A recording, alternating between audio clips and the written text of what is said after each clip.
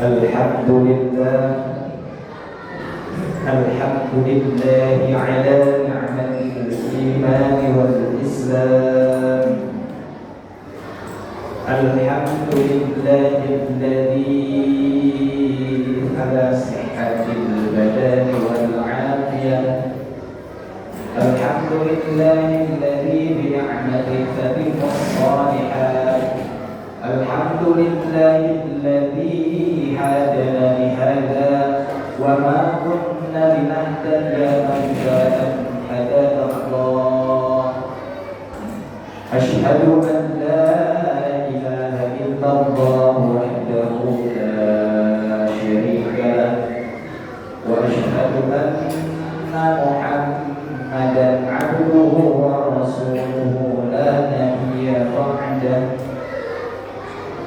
اللهم صل وسلم وبارك على سيدنا محمد وعلى آله وأصحابه ومن تبعهم بإحسان إلى يوم الدين. أما بعد، فيا عباد الله اتقوا الله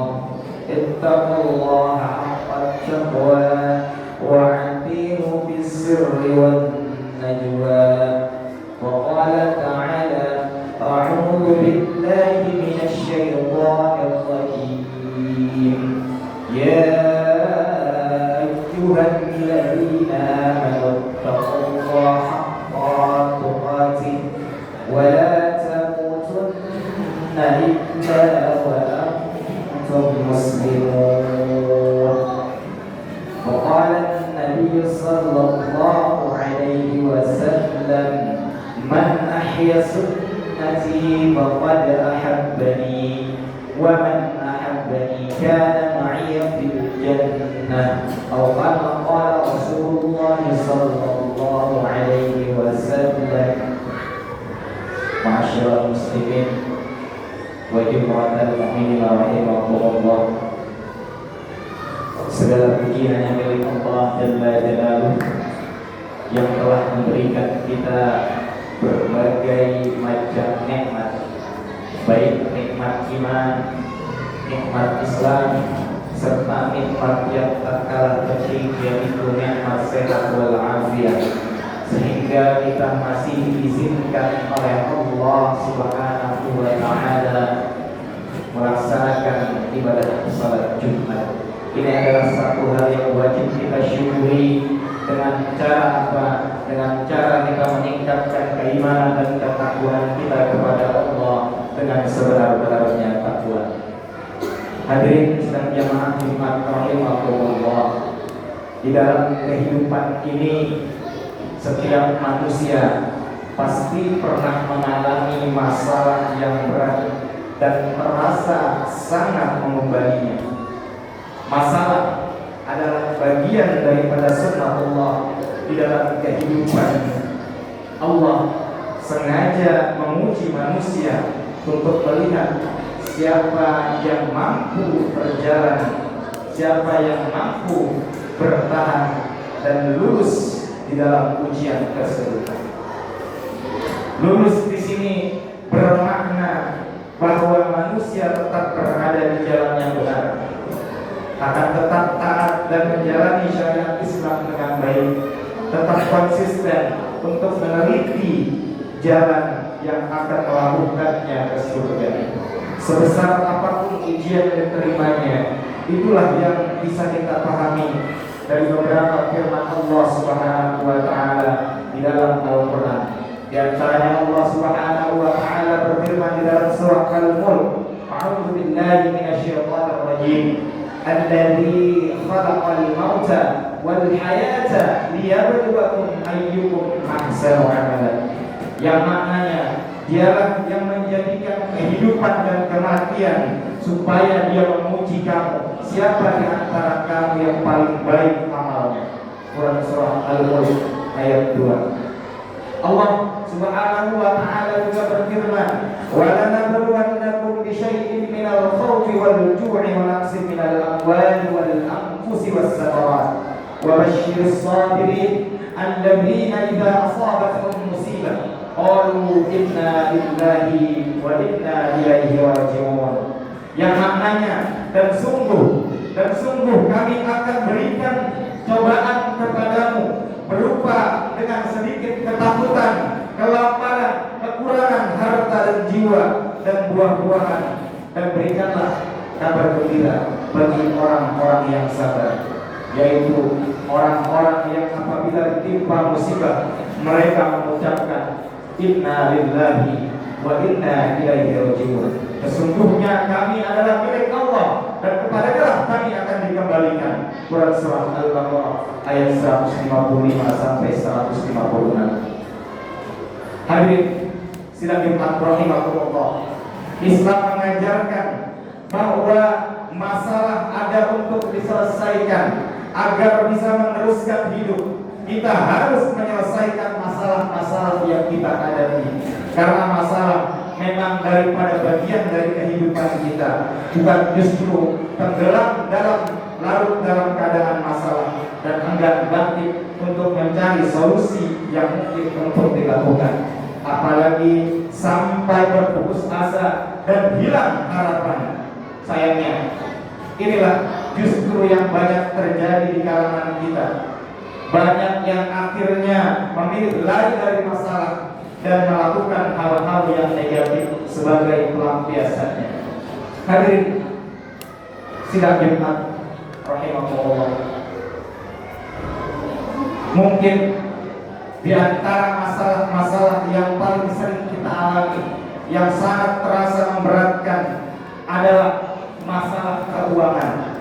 Tingginya tuntutan materi tidak dibarengi dengan tersedianya sumber-sumber penghasilan yang bisa memberikan jaminan kehidupan yang layak. Sementara media elektronik, media sosial, terutama internet, setiap saat memamerkan kemewahan kehidupan, ekspos kehidupan para selebriti, kehidupan sinetron-sinetron keluarga, kuis dengan hadiah yang begitu fantastis, himpitan keuangan, akhirnya banyak membuat orang berputus asa dan mengambil jalan pintas dengan melakukan hal-hal yang negatif. Maka sebagai seorang muslim, apakah yang harus kita lakukan ketika menghadapi masalah-masalah keuangan yang sangat berat? Yang pertama yang harus kita lakukan adalah kembali menguatkan keyakinan kita bahwa semua rezeki bersumber daripada Allah Subhanahu wa Ta'ala. Allah sang pencipta alam semesta adalah zat yang maha kaya, yang dialah satu-satunya yang mampu memberikan rezeki kepada seluruh makhluknya. Tidak ada seorang pun yang mempunyai hak dan kekuasaan untuk melakukan hal itu. Allah Subhanahu wa Ta'ala berfirman, wa rabbukal ghaniyyu dzur rahmah, dan Tuhanmu maha kaya lagi mempunyai rahmat. Allah Subhanahu wa Ta'ala juga berfirman, amman hadzal ladzi yarzuqukum in amsaka rizqah, yang maknanya, atau siapakah dia yang mampu memberimu rezeki jika Allah Subhanahu wa Ta'ala menahan rezekinya. Hadirin sidang Jumat rahimakumullah, jika Allah menahan rezeki kita, maka tidak ada satu orang pun yang mampu menolong kita kecuali Allah Subhanahu wa Ta'ala memberikannya kepada kita. Kita harus meyakini bahwa seluruh rezeki yang kita terima ini berupa kesehatan, kesenangan, harta kita, semuanya dari Allah Subhanahu wa Ta'ala. Jika Allah ingin mengambilnya, mudah sekali bagi Allah Subhanahu wa Ta'ala. Tidak ada yang perlu kita sombongkan. Kita di dunia ini tidak punya apa-apa. Kita lahir dengan tidak membawa apa-apa. Begitupun kita kembali pun tidak akan membawa apa-apa. Hadirin sidang Jumat rahimahullah, bahkan jika seluruh manusia meminta kepada Allah dan semua dikabulkan permintaannya, maka kekayaan Allah sungguh tidak akan berkurang sedikit pun, seperti tetesan air laut Rezeki Allah begitu luas dan begitu banyaknya. Di dalam hadis Rasulullah SAW bersabda, "Ya ibadi, law anna awwalukum wa akhirukum wa insakum wa jinnakum qamu fi su'idin wahidin fas'aluni fa'aqaltu kullu insanin mas'alatahu ma naqasa dzalika mimma 'indi illa kama yanqusul makhitu idza udkhilal bahr." Yang maknanya, wahai hamba-hambaku, seandainya orang pertama kalian, orang terakhir kalian, seluruh jin dan manusia semuanya berkumpul di sebuah padang yang sangat luas, kemudian setiap mereka meminta kepadaku dan aku kabulkan permintaannya, maka yang demikian itu tidak akan mengurangi apa yang ada di sisiku, kecuali seperti berkurangnya air laut ketika dimasukkan jarum ke dalamnya. Hadis riwayat Imam Al-Bukhari. Hadirin sidang Jumat rahimahullah. Maka kita harus yakin bahwa seluruh rezeki semua sudah diatur sama Allah. Kita tidak perlu memikirkannya. Yang perlu kita pikirkan adalah bagaimana kehidupan kita setelah kematian kita. Itulah yang tidak dijamin oleh Allah Subhanahu wa taala. Kalau kehidupan kita di dunia ini pasti dan pasti sudah dijamin oleh Allah Subhanahu wa taala. Maka daripada itu marilah sama-sama kita menguatkan keyakinan kita bahwa seluruh rezeki datangnya daripada Allah Subhanahu wa taala. Yang kedua yang harus dilakukan adalah meyakini bahwa rezeki yang kita dapatkan adalah bagian yang telah ditentukan untuk kita. Tidak ada kata rezeki yang tertukar, tidak ada rezeki yang salah alamat atau salah sasaran. Allah dengan kebijaksanaannya telah menentukan siapa saja yang akan mendapatkan rezeki yang lapang dan siapa saja yang akan mendapatkan rezeki yang sempit. Semua berdasarkan pengetahuan dan kebijaksanaannya, karena Dia adalah Zat yang Maha mengetahui semua rezeki yang diturunkan ke bumi dalam bentuk apapun sudah disertai nama penerima rezeki tersebut. Hadirin sidang Jumat rahimahullah. Allah Subhanahu wa taala berfirman, "A'udzu billahi minasyaitonir rajim. Allahu yabsutur rizqa liman yasha wa yaqdiru wa farihu bil hayatid dunya wa mal hayatud dunya fil akhirati illa mata'." Yang maknanya adalah Allah meluaskan rezeki dan menyempitkannya bagi siapa saja yang Dia kehendaki. Mereka bergembira dengan kehidupan di dunia ini, padahal kehidupan dunia ini dibandingkan dengan kehidupan di akhirat hanyalah kesenangan yang sangat sedikit. Surat Al-Araf ayat 26. Keyakinan seperti inilah adalah merupakan kesempurnaan keimanan seseorang. Rasulullah sallallahu alaihi wasallam bersabda, "La yu'minu 'abdun hatta yu'mina bil qadari khairi wa sharrihi hatta ya'lamu anna ma asabahu lam yakun yukhti'ahu wa anna ma akhta'ahu lam yakun yusibahu." Yang maknanya adalah tidak sempurna iman seseorang di antara hamba sehingga ia beriman kepada qada dan qadar, kepada takdir yang baik dan yang buruk, sehingga ia yakin bahwa apa yang ia terima tidak mungkin luput, tidak mungkin meleset darinya, dan apa yang tidak ia terima pasti dan pasti tidak mungkin menjadi milik. Hadis riwayat At-Tirmizi. Hadirin sidang Jumat rahimahullah. Yang ketiga, kita melakukan introspeksi diri, kita muhasabah diri atas perbuatan yang telah kita lakukan. Bisa jadi Allah memberikan ujian dan masalah karena kesalahan kita, karena dosa kita di masa lalu kita. Seorang hamba mungkin ditahan rezekinya karena dosa yang dia lakukannya.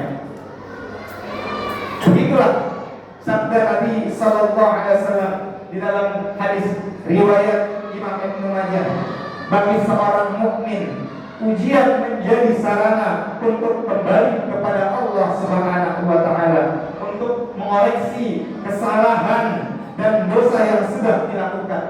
Oleh karena itu, Ujian sebenarnya merupakan ungkapan rasa kasih sayang Allah kepada hambanya. Allah ingin menariknya daripada lubang-lubang kemaksiatan menuju rahmat dan petunjuknya. Yang keempat, berusaha mendekatkan diri kepada Allah Subhanahu wa Ta'ala dan terus-menerus memohon karunia-Nya. Tidak ada kehidupan yang lebih indah dan mudah daripada kehidupan yang diridhoi dan dibimbing oleh Allah Subhanahu wa Ta'ala. Untuk bisa mendapatkan bimbingannya, maka kita harus mendekat kepadanya, mendekat dengan melakukan amalan yang dicintainya, berupa ibadah yang wajib dan yang sunnah, mendekat melalui kepatuhan dengan tidak melanggar sesuatu pun yang diharamkannya. Rasulullah sallallahu alaihi wasallam bersabda dalam sebuah hadis qudsi, "Wa ma taqarraba illa 'abdi bi syai'in habba ilayya mimma taraktu 'alaihi wa ma yazalu 'abdin yataqarrabu illa bin nawafil hatta hibba wa idza ahbabtu kunta sam'ahu alladhi yasma'u bihi wa basaruhu alladhi yubsiru bihi wa yadahu allati yabtisu biha wa rijluhu allati yamshi biha wa in sa'alani la u'tiyannahu wa la in ista'adani la u'izannahu." Yang maknanya adalah tidak ada cara bagi hambaku untuk mendekatkan diri kepadaku yang lebih aku cintai selain melakukan kewajiban yang telah aku perintahkan.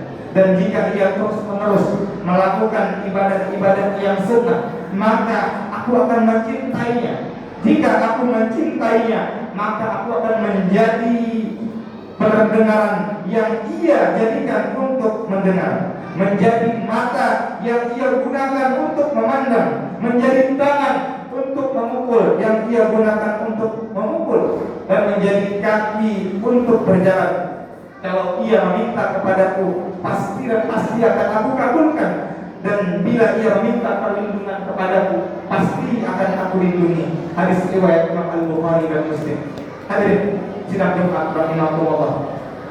Yang kelima, terus-menerus kita berusaha mencari jalan untuk mendapatkan rezeki, berusaha, berikhtiar, dan tidak berputus asa. Allah tidak akan mengubah nasib kita kecuali kalau kita berusaha untuk mengubahnya sendiri. Usaha ikhtiar adalah bentuk optimisme manusia untuk mendapatkan karunia Allah. Dan Allah Subhanahu wa Ta'ala berjanji untuk menuntun jalan hambanya yang mau berusaha, maka tidak ada kata putus asa di dalam kamus Islam. Selama kita berusaha dengan segenap kesungguhan, berdoa dengan penuh keikhlasan, dan kemudian berpasrah, menyerahkan segala urusan kepada Allah Subhanahu wa Ta'ala, maka pasti dan pasti akan terbuka semua jalan untuk masalah yang kita hadapi, sebesar dan seberat apapun masalahnya. Barakallahu li wa lakum fil Qur'anil Azim wa nafa'ani bil ayati wa dzikril hakim wa taqabbalallahu minna wa minkum tilawatahu innahu was-sami'ul 'alim. Aqulu qawli hadza fastaghfiru li wa lakum wa li sa'iril muslimina wal muslimat wal mu'minina wal mu'minat fastaghfiru innahu huwal ghafurur rahim.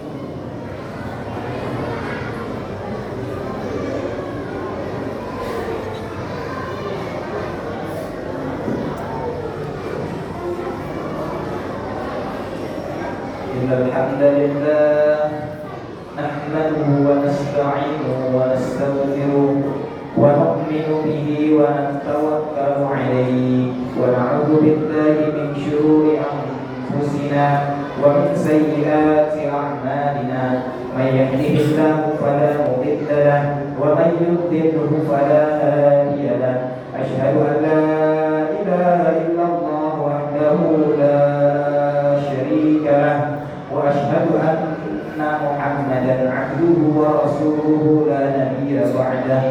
Allahumma shalli 'ala Muhammad wa 'ala ali Muhammad. Wa qala ta'ala ya ayyuhalladzina amanu taqullaha ya ayyuhalladzina amanu taqullaha wa tanzur nafsun ma qaddamat lighad wattaqullah innallaha khabirun bima ta'malun. Masyaallah muslimin wa jumatul mukminin rahimakumullah. Masalah yang kita hadapi di dunia ini sungguh masalah yang sangat kecil dibandingkan kehidupan setelah kematian kita. Masalah yang ada di dunia ini ketika kita meninggalkan dunia ini pasti semua masalah itu akan selesai. Tapi akan ada masalah yang panjang dan abadan selama-lamanya, yaitu masalah kita dengan Allah Subhanahu wa Ta'ala.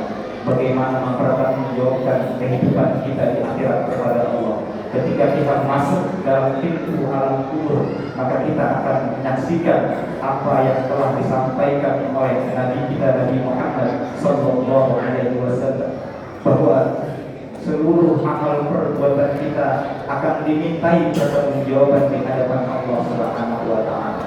Masalah-masalah yang ada di dunia ini untuk meningkatkan keimanan dan ketakwaan kita. Bukan hanya kita, para nabi, para anbiya alaihi salatu wassalam, mereka pun mendapatkan masalah-masalah yang tidak ada habis-habis. Untuk apa? Untuk menaikkan derajat keimanan kita. Hadirin sidang jemaat rahimahullah, maka penting bagi kita untuk berbekal. Bekal apa yang paling baik untuk kita? Allah Subhanahu wa Ta'ala berfirman, "Wa tazawwadu fa inna khairaz zadi taqwa." Dan berbekallah, dan sebaik-baik bekal adalah takwa. Kalau kita takwa kepada Allah Subhanahu wa Ta'ala, maka Allah Subhanahu wa Ta'ala akan membukakan jalan keluar dari segala masalah yang kita hadapi. Kalau kita takwa kepada Allah Subhanahu wa Ta'ala, Allah akan berikan rezeki daripada arah yang tidak disangka-sangka. Maka hadirin yang Allah Subhanahu wa Ta'ala, pada hari Jumat yang mulia ini, marilah sama-sama kita bermuhasabah, berintrospeksi berapa banyak dosa-dosa yang telah kita lakukan, berapa banyak ibadah-ibadah yang sudah kita tinggalkan. Jangan sampai kita sudah dipanggil oleh Allah Subhanahu wa Ta'ala, kita terlambat untuk bertaubat. Maka pada hari Jumat yang mulia ini, marilah sama-sama kita memohon ampun kepada Allah Subhanahu wa Ta'ala, bertaubat atas segala dosa-dosa dan kesalahan kita yang kita lakukan di masa lalu. Mudah-mudahan Allah Subhanahu wa Ta'ala mengampuni dan menghapuskan dosa-dosa dan kesalahan kita. Inna Allah malaikatahu yusalluna 'alan nabi ya ayyuhalladzina amanu sallu 'alaihi wa sallimu taslima. Allahumma shalli 'ala Muhammad wa 'ala ali Muhammad kama shallaita 'ala Ibrahim wa 'ala ali Ibrahim wa barik 'ala Muhammad wa 'ala ali Muhammad kama barakta 'ala Ibrahim wa 'ala ali Ibrahim fil 'alamin innaka Hamidum Majid. Allahumma ighfir lil muslimina wal muslimat wal mu'minina wal mu'minat al ahya'i minhum wal amwat. Allahumma 'izzal islam wal muslimin wa adhill asyirka wal musyrikin wa dammir a'da' ad-din. Allahumma ahlil zalimina bil zalimin wa akhrijna min bainihim salimin. Allahumma 'alaika bil yahudi az-zalimin fa innahum la yu'jizunak. Allahumma amina bi awtanina wa aslih a'immatana wa ulata umurina. Allahumma ighfir ummata nabiyyina Muhammad. Allahumma ighfir ummata nabiyyina Muhammad. Allahumma arham ummata nabiyyina Muhammad. Allahumma aslih ummata nabiyyina Muhammad ya rabbal alamin. Allahumma rabbana la tuzigh qulubana ba'da idh hadaytana wa hab lana min ladunka rahmatan innaka antal wahhab. Rabbana zalamna anfusana wa in lam taghfir lana wa tarhamna lanakunanna minal khasirin. Rabbana hab lana min azwajina wa dhurriyyatina qurrata a'yun waj'alna lil muttaqina imama. Rabbana ighfir lana wa li ikhwanina alladhina sabaquna bil iman wa la taj'al fi qulubina illa lil ladzina amanu. Rabbana innaka ra'ufur rahim. Ya muqallibal qulub ya muqallibal qulub tsabbit qulubana 'ala ta'atik wa 'ala din. Rabbana atina fid dunya hasanah wa fil akhirati